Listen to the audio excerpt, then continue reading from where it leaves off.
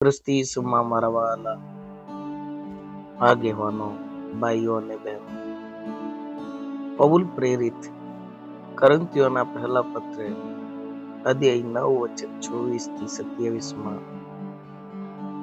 શું તમે નથી જાણતા કે શરતમાં દોડનાર સર્વ તો ઇનામ મેળવવા દોડે છે, તો પણ એકને જ ઇનામ મળે છે. એમ દોડો કે તમને મળે.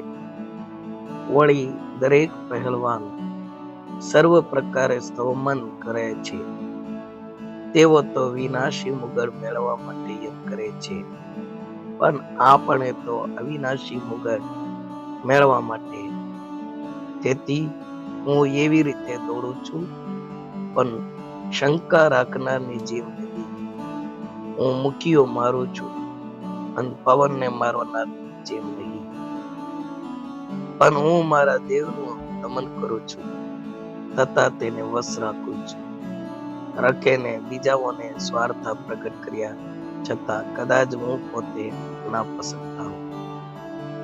ઈશ્વરની પાસેથી ઇનામ મેળવવા માટે દોડવું જોઈએ. હું આજે બાઇબલમાં 2 સમુએલ અધ્યાય 2 વચન 18-23 સુધી વચન વાંચતો ત્યારે ત્યાં એક માણસ પોતાના શક્તિ કરતા મોટાને મારી નાખવા દોડ્યા છે.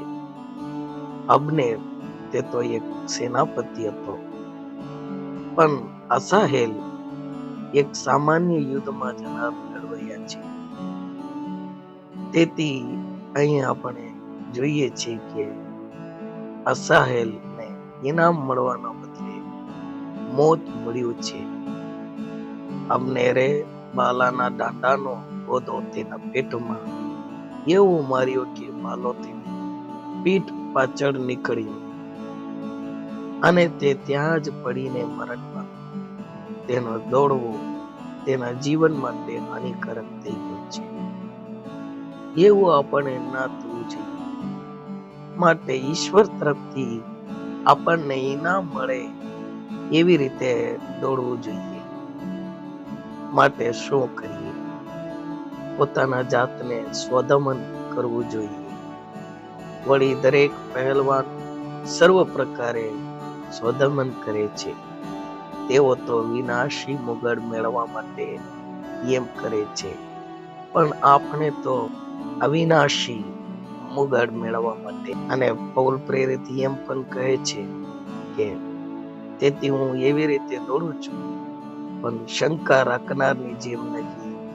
હું મુકીઓ મારું છું, પણ પવનને મારનારની જેમ નહીં, પણ હું મારા દેહનું દમન કરું છું, તથા તેને વશ રાખું છું.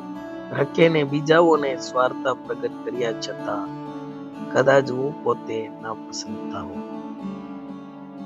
માટે મારા પ્રિય ભાઈઓ બહેનો, દેવને પસંદ પડે એવું જીવન જીવવા માટે આપણે આપણા જાતને સમર્પણ કરીએ. તેથી પ્રભુ ઈસુ તમને આશીર્વાદિત કરે. હજુ એ ઈશ્વર તમને સેવામાં લઈને ઉપયોગ કરે, અને તમારા વ્યક્તિગત જીવનમાં પ્રભુ ભલો કરે એવી મારી પ્રાર્થના છે. ઈશ્વરના આશીર્વાદ તમને. આમીન.